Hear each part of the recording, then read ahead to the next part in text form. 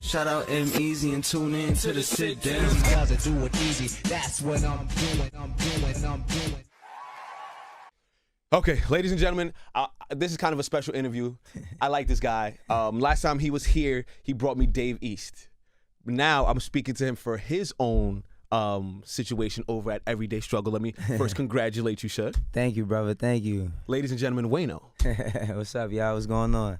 Everything's great, Wayno. Talk to me, man. Congratulations. How'd that whole Everyday Struggle thing come about? Oh, man. I mean, I just I hitting the desk up just to say what's up because we like good friends. Like, you know, for everybody I usually have relationships with, like even like yourself, from time to time we just say what's up to each other. Absolutely. And she just told me to come through for like to do an interview. And I came through, did one interview, and they was like, yo, that was kind of dope. You mind coming back? I'm like, nah. Just keep coming back, and you know, ended up doing like 5 or 6 or 8 episodes, you know what I mean? But they still trying to figure it out, though, you know? I mean, no disrespect to Star or academics, but I think you add a different type of coolness to the show. Thank you, brother. Thank you. I appreciate that, man. Thank you. Because I think Star has the OG veteran perspective of things because he's the guy, an academic, the young boy. But you seem like you dead right in the center with the coolness. I fucks with it. It's kind of it's ill because it's like for me, you know, I got a lot of relationships in the industry, so it's kind of. I mean, these are conversations that we have all the time. Like exactly. this is not videotaped. Yeah, they're just not videotaped. So like for me, you know, I just offer like my perspective from doing business in it. Like this is how I feed my family. So.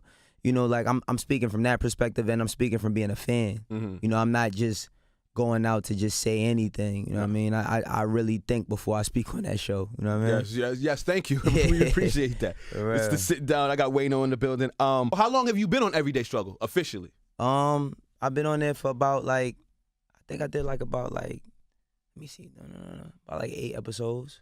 And you're a mainstay now, like you're official. No, it's not official yet. It's still not official. I mean, you know, they brought me on. It was a fun thing for us to try out. They're reconfiguring the show and figuring out what they want to do going forward. But I just enjoy being a part of it. You know what I mean? Like that never was like a dream of mine or anything. You know, I just I ended up there and I'm appreciating it. Like I study what it is I have to do every night. Like I don't just go in there saying anything. If it's music that I gotta listen to, I'm going. I mean, I'm a music guy, so I listen to shit all the time. But you know, I'm always going over stuff. You know what I mean? I'm always going over stuff, making sure I'm prepared for it. I'm not gonna lie. After I saw the first interview and I watched, I was like, let's see what Wayno's talking about on this one. And it was the 3rd episode. I was like, oh, that's a dope ass situation with you, Nadeska, and those 2 other ones. I was like, they might want to keep it that way. And then it just continued. I was like, all right, Wayno got one. And I remember I texted you, I was like, hey, you doing your shit. I fucked with it. Absolutely did. I mean, but you know what, in the middle of that too, I got a lot of other things I'm working on triangle as well. Offense. Yeah, triangle offense. What's moving with that right now? Man, I got a few artists that have like, you know, situations brewing. You got to bring them up here. Let me talk to them, son. I mean, they're not right. You know, EmEz, you know, I don't rush nothing. You know, I don't rush nothing. But you know, right now I'm really excited about TJ Porter. You know what I mean? It's a young kid coming out of Harlem that I found. Actually, I didn't find him. My son found him. I mean, my son found him. Really? Yeah. How old is he? My son? 10. Yeah. Well, TJ's 17, but my son is 10. My son asked to hear his music on SoundCloud one day. We was in the car, like a few times. I ain't really paid no mind. And then I was taking him and his friends to a basketball game. It's like 4 of them, and they asked could they listen to him. I'm like, all right. So I put on TJ's song, and this is 4 10-year-old kids. They singing his song word for word for word, and I'm like, nah, I can't miss out on that. Nah, yeah. Cause like my kids, they put me on the A Boogie like 9 months before he popped. I could have ran and got him if I was smart enough. Yeah, but see? I had a lot of other things going on, so it's all good. But yeah, I'm excited about him. You know, my producers Buddha and Grands. As well as Ness. Ness on the beat. You know, he produces a lot for A Boogie. He did Say A. He did KMT for Drake. You know what I mean? So he's a part of the Triangle Offense as well. So you're really out here just getting it. Hey man, I'm just you know what it is. Easy. Like I've been in this. I'm 35, man. Like it was my dream when I seen a movie Backstage to get into music, and like I got my start around like 18, 19, and like it took me. By the time I was 33, it took me to really make real money. So it was a long journey, you know what I mean? And I just don't let up on it because every day I wake up, I don't have to wake up with the typical responsibilities that everybody else has. I have tons of responsibilities, but I don't take this lightly. You know, I'm trying to be the best that I could be at what it is that I do, and that's being first and foremost, a father and a man. Amen. And then, you know, Amen. Secondly, you know, just a businessman and an entrepreneur. You know, I come from Rockefeller, so. I see the Rock Nation on the hat and all that shit. Okay. I mean, I used to work for Rockefeller. You know what I mean? That was my introduction into the game, was working for them back in the... As a young boy, right? Yeah, I mean, I got my job working in the mailroom. So now, you know what I mean? I need some juicy stories from back then. Like, what was the first thing you saw on tour with them was like, damn, I didn't know this shit really happened like that. Oh, man. Give me one, Wayno. Come on. I give you one. I was on tour with the Young Guns. I think we might have been on the Rock the Mic tour. And, you know, we young guys at the time, and, you know, women want to come chill with the artists after and all of that. Mm-hmm. So this girl, like, she came to the room or whatever. How she look? She was nice. She was nice. But, yo, she almost drowned herself. Seriously. She almost drowned herself. Now, listen, she was drunk, right? She was drunk. Okay. And she was like, yo, y'all mind if I take a shower? So everybody like, nah, go ahead. So she's in the shower for mad long. We like, yo, like, is she still in there? Hold on, time out. You told me to give you one story. No. So now I gotta dissect. So, how many niggas is in the hotel room? It's it wasn't just her though. It was her and her friends. So it was like four or five of us. It was like 5 of their friends. Oh, okay. You know what I mean? Like, so one girl goes. No. Take a shower. I mean, it wasn't. No. You got to be very careful the words that you use at times like this.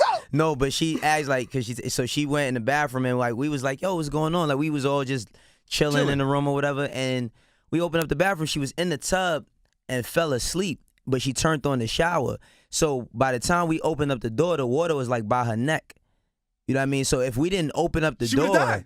Yeah, she would have probably drowned. You know what I mean? That was one of the craziest things I see being on tour. You know what I mean? Like, wow. This is a long time ago. Very, very long time ago. Wayno is in the building. This is the Sit Down. It's your guy, EmEz. So now with the triangle offense, the everyday struggle, being a dad, how do you balance your day? What's besides your son? We know being a father is I got more than one kid. You know what I mean? I got more than one kid. How many you got? I got 3. Oh, okay. All right. Yeah, I got 3. I don't know if I want to get there yet. Yeah, I don't want any anymore. I got a dog too. And my dog is like. This is the next one. It's the 4th. Yeah, it's like I ain't gonna front. I ain't know how much of a responsibility a dog was till I actually got one. So it's like that's a tough thing. Now, being as you're a heavyweight in the music industry, give me some tips for these young artists, because I do a lot of showcases out in the city. Right. And to me, again, this is just me talking. A lot of artists grab the mic all up there, barely hear anything. That's the one thing I tell everybody at the showcase. It's cool to hold the shit like that, but we can't hear you. Right. So make sure you take your craft seriously. So give some of these kids that are watching this a tip or two. Well, I mean, first and foremost, a lot of kids who are doing music, they don't know about TV tracks. That's one of the main reasons why you can't hear them. You know, the TV track is just some of the ad-lib vocals along with the hook of the song on the beat, so that when an artist raps over it, you can hear them vocally. And the problem is that when they just performing over their MP3s, it's like you're battling yourself. It's like, who's louder, me or my song? And nobody could really get the clarity in the music. The thing about doing music is that this is a very real profession. Everybody thinks like, okay, let me just write some rhymes and hopefully I get a deal. And they think that a deal is, you know, the key to all success, which the deal is really the test to see if you're serious about it. That's why, I mean, you can go over not even 10 or 20 years. Just think every 5 years when music really changes, artists come and go so fast. And it's not just the ones that's not lyrical. It's a multitude of people who just don't take the business very serious. And performing is a very, very, if not the biggest part of the business. I mean, Coachella's going on this weekend. You got everybody from Beyonce to Eminem to, you know, Kendrick out there, Vince Staples, all these different people, and they take their performances very, very serious because that's where you make the bulk of your money. So the thing is like, you know, if you don't know too much about performing, you should just look it up. I mean, we have access to everything now. Yeah, you know, you should never not know how to do anything. Right, I didn't come into the game and there was no Google when I came into the game. There was no Instagram, no social media at all. Like I had to meet people and like see what shake hands, kiss babies, and see what I could get out of it. And I still do that to this day. That's one of the main reasons why I've been able to maintain in this game, because I have so many great relationships. But I say for like the young up and coming artists, you gotta want it. You know what I mean? You gotta want it, and it's like, how long do you want it though? You know, are you trying to get in this for a year or two, make some quick bread, and get up out of here, or do you want to be great? If you want to be great, everything comes with that: fame, finances, success, all of that. But you gotta want to be the best at what you were doing. And I was watching, I think it was the interview Jay-Z did with Elliott Wilson, when he was like, yeah, everybody wants to be great, but are you willing to put in the time and the struggle to get to there? Because everybody wants to be great. Yo, EmEz, like no BS, man. I just said it. I was like, I came in this game at 18. Like, I got my introduction was like at 18. I just started making real money like 2.5 years ago. So it took me a lot of failure, and not just failure, but a lot of things that I thought I was right about that weren't, and things that I felt I was capable of that I wasn't capable of, and just getting the knowledge and learning business, because that's a very big part of it is learning business. And there is no, like, I don't care what school you go to, nothing prepares you for the music industry, nothing. Yeah. I don't care what degree you got, and I'm not discounting anybody who has a degree or attaining it, because I really wish I would have gotten mine or got one, but you have to be built for it in a different sense, because a lot of the things that people think is like, oh, this is all cool, like these people are your friends, and no, you know what I mean, right. Listen, I learned that the hard way. These go to work and go home, fam. Right. They're not your friends. They don't care about you. Listen, get your bread and go home. Get your bread. And the thing is like you can grow, very great relationships. I mean, EmEz, like, we've known each other for some years now. You know what I mean? 6? Yeah, at least 6. At least 6. Yeah, that's on the low end. I mean, like, I remember like you about to become a father. You know what I mean? Like, I remember that every day, me coming in here like, yo, Easy, it happened yet? Like, you know what I mean? Like, yes, I remember. so it's like me, like, I have grown great friendships within it, but that's because of respect. Yes, Yes. And a lot of people, they don't care too much for the respect. It's just like, yo, am I getting a bag? Like, and that's cool, but that runs out. See, this is gonna take me somewhere different. Like, right. I'm single. Let me preface this by saying that. And then I see a lot of women's like, if he can't upgrade you and so and so, and then this is like, why do I need to do all this to be in a relationship with you? Aren't we supposed to be falling in love? It feels like everything now is a business proposition. Everyone's all about the bag. Yeah, and I mean, that's a little bit disheartening, because you want to know why things are like that now, because everybody can see everything. Like, But you're watching falseness. Yeah, I mean, but you know what the thing about it is that you can't use somebody else's life. Like a lot of people that always say, yo, I want to be the next Wayno, or I want to do what you did. If I told you everything I went through from A to Z, I don't know if you would sign up for it, because it's a very tough story. It's not, it's not an easy grind. And when it comes to like, just being in relationships and all that, it takes a lot of understanding. Like, you might see people look at Jay and Beyonce, whatever lit couple there is, and say, I want that, but you don't know what they really have. You just know what you see on the surface. Exactly. You see a picture. That's why you can never define a relationship by taking pictures and putting them anywhere. You know what I mean? Because love existed way before any of that. You know what I mean? Don't let these kids tell it. Don't let these kids tell it. But they come up, I can't imagine, like, for me, bro, I mean, I had to imagine what a girl looked like under her clothes. She couldn't send me no pictures.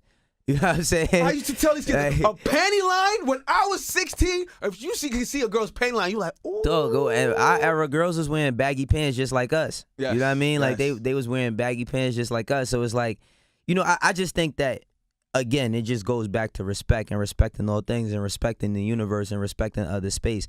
And I think that people want to navigate throughout the universe, and they want to move quickly, but they don't want to take the time to respect it overall, and that's why it always backfires. What are your thoughts on 6ix9ine?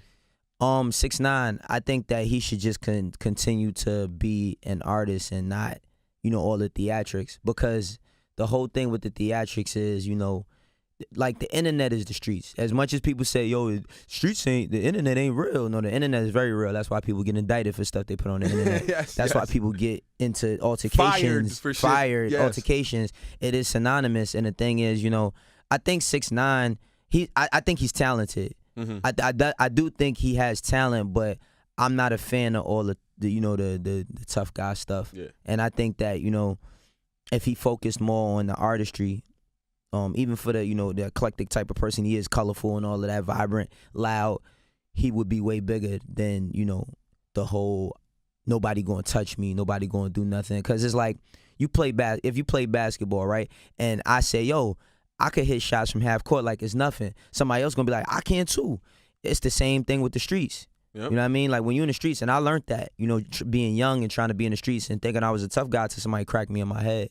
Yeah. Everyone's tough until you get punched in the mouth. Yeah. Oh, absolutely. Yeah. And not necessarily saying that's gonna happen to him or that has to happen to him. I don't know if he's serious or not. Like, you know what I mean? But I think what he's done as an artist, you still gotta respect it. Mm-hmm. Like I'm not the biggest fan of his music, but I don't act like he don't have fans. He sold 58,000 records the first week. He got records charting on Billboard. Yep. He does, like, whether his shows can't be done or not, he sell out shows. You know, kids love him. The kids love it, and that's the thing. It's like, you know, of course, if I was a kid, I probably would like a dude with crazy rainbow hair that jumped around. Yeah. I mean, I liked Onyx, and they was bold and they was loud.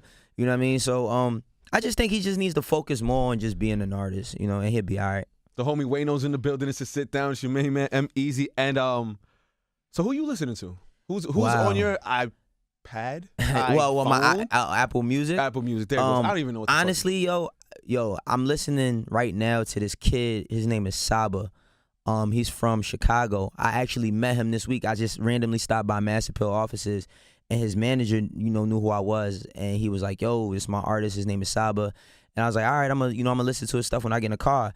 And I've been bumping his music ever since. I actually he had a sold out show in Highline Ballroom last night. They invited me out, and I was amazed. I mean, it was incredible. I think that he has Chance to Rap on his project. He was actually on Chance the Rapper's coloring book as well.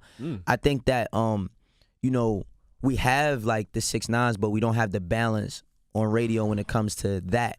But again, you know? and I'm on radio, but radio's a dying medium at this point. It is. I mean, because kids, you know, you used to have to be in the house. Like I used to have to be in the house to hear what I wanted to hear.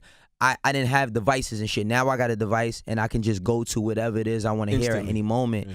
And I mean, it is a gift and a curse, you know, but I'm listening to the kid Saba right now. I'm listening to an artist I work with right now by the name of Matt Patterson. Who else have I been listening to, man? It's really hard for me to listen to music. Why? Because it's like, okay, you know what? I'm sorry I even asked that question. Listen, everyone asks me when I leave, "Oh, what do you listen to when you're in your car?" I'm like, fam, I listen to sports talk radio. Because I'm in the building 4 hours a day listening to this music. When I go home, I'm not doing that. The one thing I always tell people is, you think a pizza maker goes home and eats pizza? I was just about to say, I always have this analogy that the guy that works at Chick-fil-A, when he gets home, he does not want to hear anything about chicken. Nah. You know what I mean? Like if you work at McDonald's, you do not want to see fries when you leave. No. You know what I mean? So I mean, honestly, I'm listening. I'm giving a lot of things chances. Like I listened to Cardi's album. Wasn't bad. I liked it. It's not bad. You know, it's the only problem with Cardi's album that I felt like I listened to it. No, not even the features. Overall, was good. It's just that, because I know that she doesn't write all of her music, while I'm listening to it, even though it's good, in the back of my mind, I'm thinking about somebody else saying this. Yeah. You know, but overall, like she really delivered, yo. She really delivered. I like what she's doing. You know, she shed a whole new light on women rappers. You know, everybody was like kind of curving for a minute, and then, you know, of course, Nicki laid a lot of groundwork, and then when Remy, Nicki's back. She's back. Lee. Yeah, and then I mean Remy too. Like, you know what I mean? Like shout out to Remy. Like people got to think, man. If Remy came out on Big Pun's first album, that was 18 years ago. That's 18 years ago, bro. Like she still has a thriving career, and I don't feel that people appreciate it because she is a wife, she is a mother, and she's not as revealing as everybody else. You know what I mean? I like Remy for that. She's okay. Men in hip hop can show that type of elderly growth. Jay-Z went from the jerseys to the button-ups to the suits. Now he's a dad, and that's cool. Right.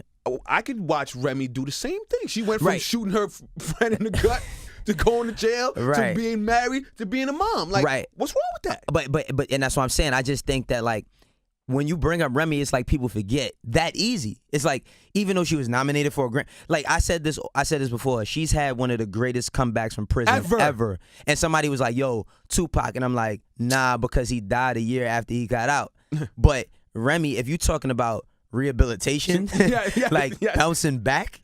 Jail helped her. Yo, well, I don't know.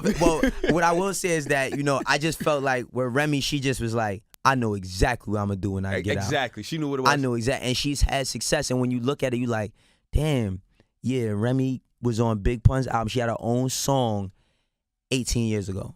And then sat down for a couple years, came back. It's still hot. And still hot, Shout out to Remy. But yeah, like I was saying, the girl, Cuban Savage, you know what I mean? Like, it's a lot of new artists.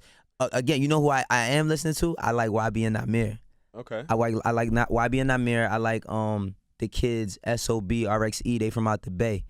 They from the Bay, and they got like a crazy, like, they like these street kids that just got street Bay rap going. You know what I mean? From the Bay, we really used to the E40s. Yeah. Even what's my man Sage the Gemini.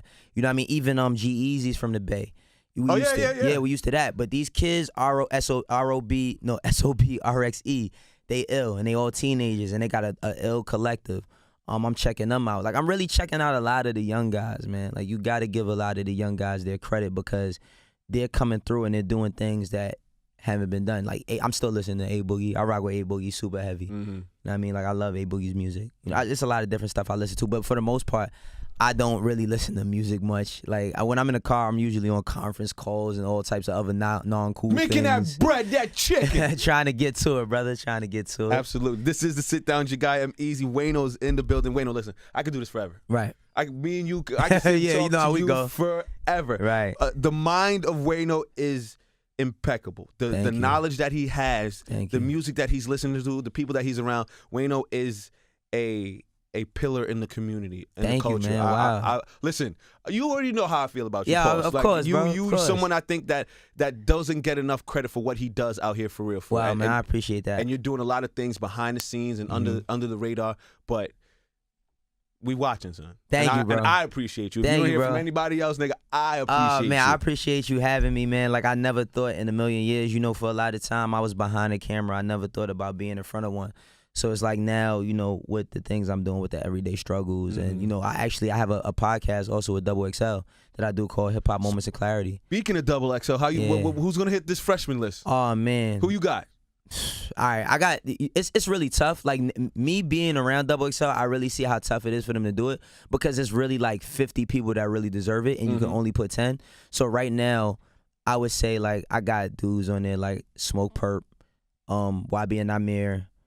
I ain't gonna front, like, Tekashi may not make it, but I think he deserves to be on there. That seems crazy for him not to make it, though. But it's a lot of different issues why. He has a lot of different things going on in life where they, certain brands just can't. Like, Double XL is not just them, it's branded partnerships that they do this stuff with. And if they're like, no, then they can't do it. It's unfortunate. But, I say, YB and Namir.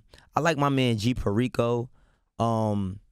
Damn, it's a few people, man. Like, even, I ain't gonna front. And I'm being biased. I'm being totally biased here, but I feel like even my man Casanova. Like, Casanova is, I would like to consider him a friend and a colleague, you know what I mean? But he does work very hard. I feel like he's deserving of a shot, and a shot would, like, it would permit him to, the world to kind of open up to him. Yeah. Because the Double XL list, as many people say it doesn't matter, it does matter because people always saying it doesn't. Yeah. You know what I mean? So it's one of the most talked about things in hip hop on a yearly basis. But I can't give too many people, but those are the few that I think should make it. Wayno, listen, like I said, I could do this forever, but I got other people waiting. Right. I don't want to take too much of your time. Nah, and it's all good. I'm thinking about putting together like a hip hop circle. Okay. Where, like, for instance, like once a month we come together and we just talk about the issues of what's going on in the world of hip hop. Like the Justice League of the Avengers? Bam! There you go. I like that idea. I'm down, brother. I'm down. I'm going to give you a call. When I get that together, I think you're someone that would man. definitely be on that panel. I'm totally supporting anything you got going on, so let me know. Wayno, I appreciate you. My man. Thank you for coming through. Let them know how to get in contact with you and all that. But I'm pretty sure they do already. Wayno119 on everything, man. That's my Instagram, my Twitter, and my PSN gamer tag. So if you want that work in NBA 2K, don't come on now. Wayno119. We was friends. You don't want this song, dog. And don't tell me you use the fucking Warriors. Neither. I do not use the Warriors, okay, brother. I don't respect people that use the Warriors or the Cavs. I told you I like because you don't have to have skill to use either one of those teams. Thank you. You know what I mean, my man. But let's do it. Wayno's. It's the sit down with your man EmEz Wayno. Thank you, bro. Thank you, bro. Shout out EmEz and tune in to the sit down. Doesn't do it easy. That's what I'm